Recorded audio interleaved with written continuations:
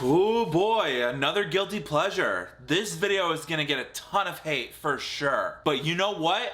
I don't care. Like I said a few times now, this is my opinion. It doesn't have to line up with your opinion. Let's review this thing.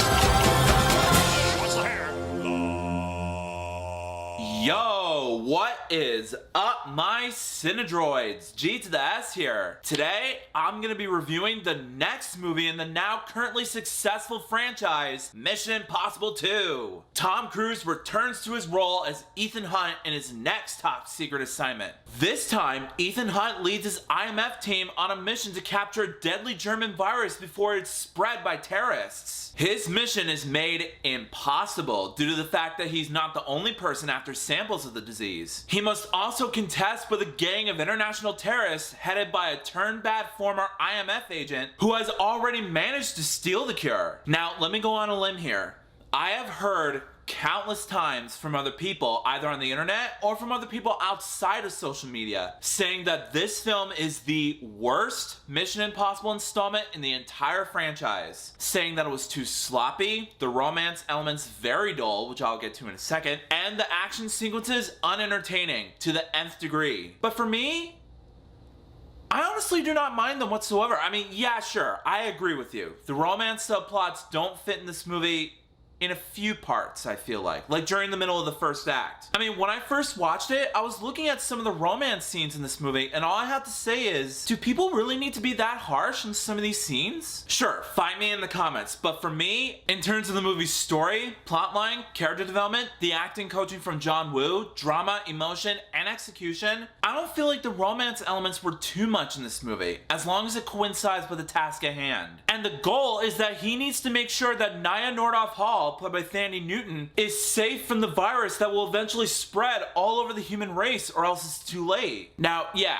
some, if not most of you, would 100% disagree with me on that, but it doesn't matter what you think, it matters what I think of the movie. You'll find out momentarily. Let's move on. Speaking of acting performance, I thought John Woo did a great job directing his actors in this movie. He brought their energy to them and they didn't phone them in whatsoever. Again, some of you would disagree, but I thought he did a great job. It's all a matter of opinions. Now, when it comes to the movie's amount of CGI and practical effects in this movie, some of the set pieces in this film were impressive to look at, but a couple of the CG elements can still be a bit dated. Which, again, older movie. May 24th, 2000, I gotcha. I was almost about 2.5 years old when this movie came out, but that's beside the point. The camera work and cinematography when it comes to the film's action sequences, on the other hand, I said it once, I'm gonna say it one more time. Say what you will about them, but I thought the stunt work was astonishing. I mean, of course it is. He's Tom Cruise. What else can I say? They're just that amazing to look at on a cinematography standpoint. The vehicle chase, the hand-to-hand combats, the shoot-em-ups, all of it is fun to watch on screen. Now, the only problem I have with this film is that in terms of the film's action, some of the slow-mo effects throughout the entirety of the action sequences do tend to grind to a halt sometimes. But as long as it's real and filmed on an outside location and not filmed in a green screen, that's 100% okay with me. That's all that matters. Other than that, guys, in the end, spam some hate comments on this video and hit that dislike button as much as you want. But I thought Mission Impossible 2 was entertaining. Not groundbreaking or perfect by any means, but it doesn't mean that I hate it. Like I said, it's my personal opinion. I thought the acting was enticing, the action was exciting, the story entertaining, and the character interactions fun to watch. In short, it was enjoyable. Not the best, but not the worst for me personally. I just enjoyed it.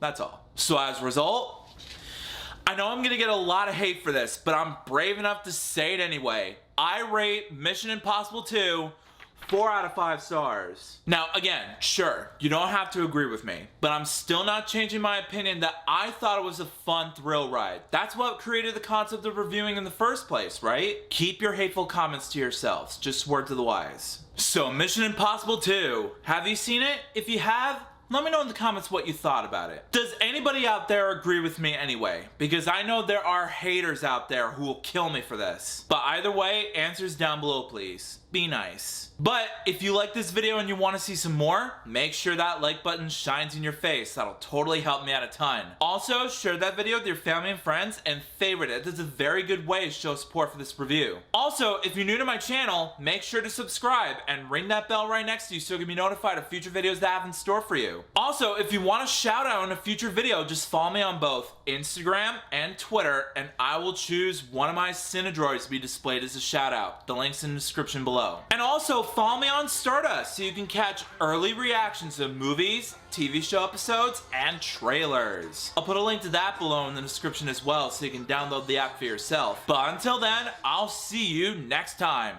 Peace out.